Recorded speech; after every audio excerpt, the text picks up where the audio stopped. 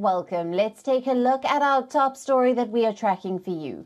Bangladesh is voting in its 12th parliamentary elections, which Prime Minister Sheikh Hasina and her Awami League is expected to win. Principal opposition party, the Bangladesh Nationalist Party, is boycotting the polls. The voter turnout has been low so far, with the Election Commission recording just 18.5% votes till 12 noon. Now, over 100 foreign observers are present at different polling booths across the country as we speak. The observers are inspecting polling stations to make sure that there are no cases of vote rigging, ballot stuffing, and other electoral malpractices. A 3-member delegation from the Election Commission of India is also among the foreign observers in Dhaka at the moment. The United Nations says it is also monitoring the elections closely. Sheikh Hasina voted shortly after the ballots opened at Dhaka City College polling centre. Her daughter, Saima Wazed, was also accompanying her. Well-known Bangladeshi actor Firdaus Ahmed is contesting the polls on Awami League ticket from the seat. In the run-up to the polls, the Sheikh Hasina government has come under criticism for not stepping down to let a neutral caretaker government oversee the polls.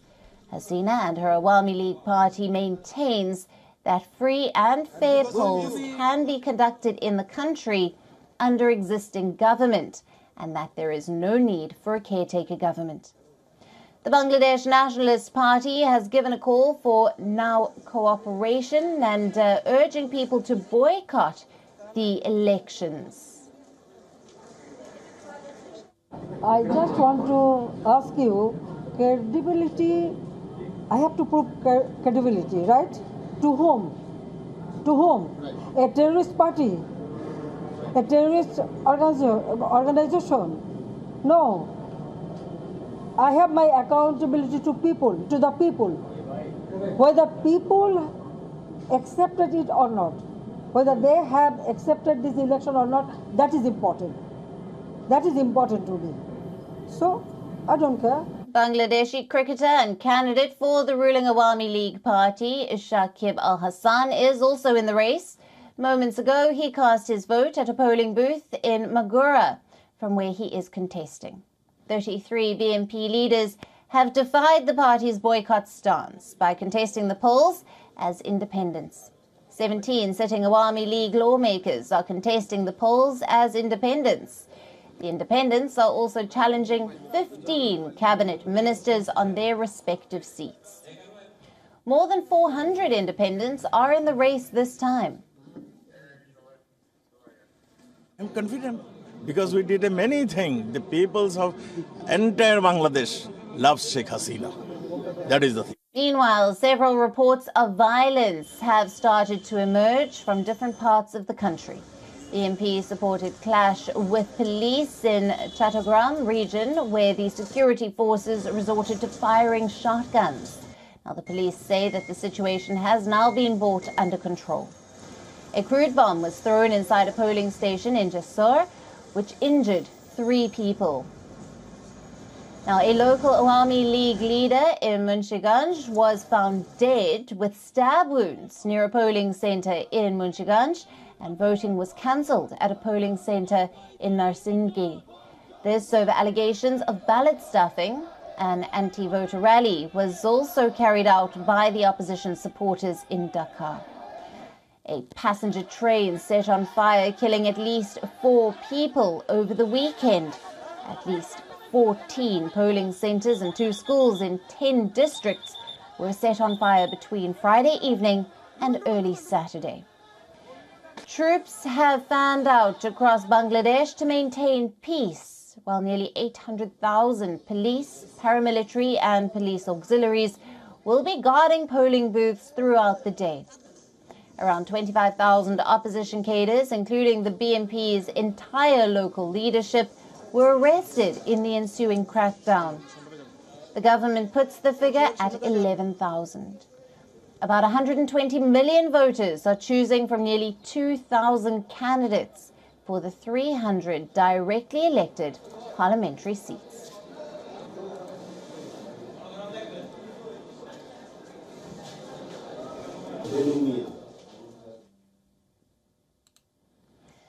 Now, to talk more on this, we are being joined live by Veena Sikri, who is a former Indian High Commissioner in Bangladesh. We appreciate you joining us on WION.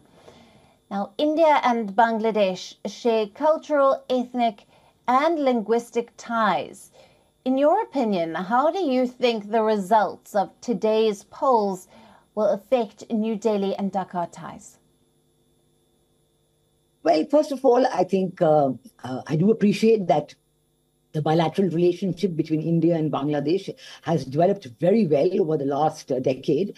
It has grown to new heights, and really it's as part of India's neighborhood first policy. I think this is a model example of bilateral relationship where, based on mutual benefit, mutual respect, and mutual trust, we have gone ahead with our cooperation in a vast array of sectors, from defense cooperation to connectivity, to trade, to building pipelines and friendship bridges and hospitals and schools. So this is a very, very important development. Certainly, these elections are one in the series of parliamentary elections held every 5 years in Bangladesh. And Prime Minister Sheikh Hasina is all set to take on her 4th consecutive term and her 5th term in all as Prime Minister of Bangladesh. Now, the opposition party, the BNP, the single largest opposition party, has decided to boycott the elections. Now, in a parliamentary democracy, the opposition is very important. It is important to have a strong opposition.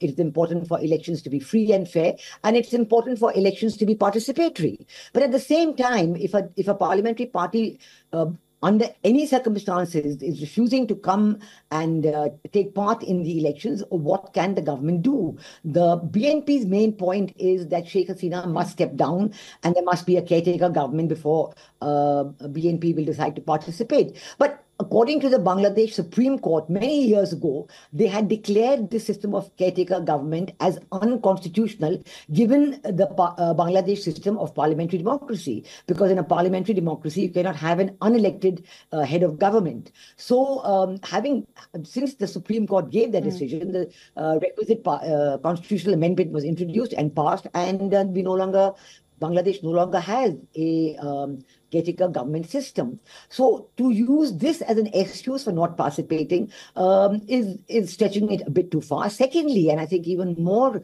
worrying, is the kind of violence that the BNP has unleashed throughout Bangladesh, beginning October 28th, when they were allowed to hold a rally. From that rally onwards, violence, killing of policemen, burning of buses, burning of trains, causing death and injury to people.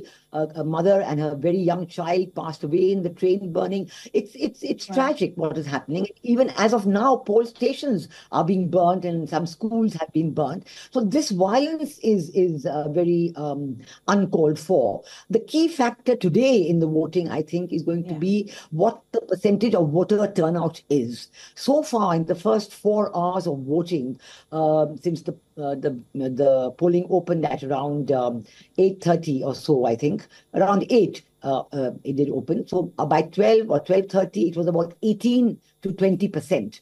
Which is normal, which is all right. And normally in the afternoon session, you do have more people coming in. So the election commissioner has said that he expects the polling to be around 50%, which is a fair figure. But at the same time, the BNP has launched a campaign encouraging voter boycott and encouraging the voters not to go, and in fact preventing the voters from going to cast their vote. So this has caused a lot of concern and disappointment among potential voters, because many of them may just decide to stay at home and not venture out in the face of the violence and the call for boycotting the elections. There are a large number of candidates, there are a large number of political parties, but the largest BNP is not there. And then there is the Jamaat-e-Islami, which was banned from participating because of the Supreme Court banned them from participating because the constitution of this party, the Jamaat-e-Islami, is not in keeping with the constitution of Bangladesh. So they have to make a choice as to which constitution is more important for them. They can change the constitution of that party if they like,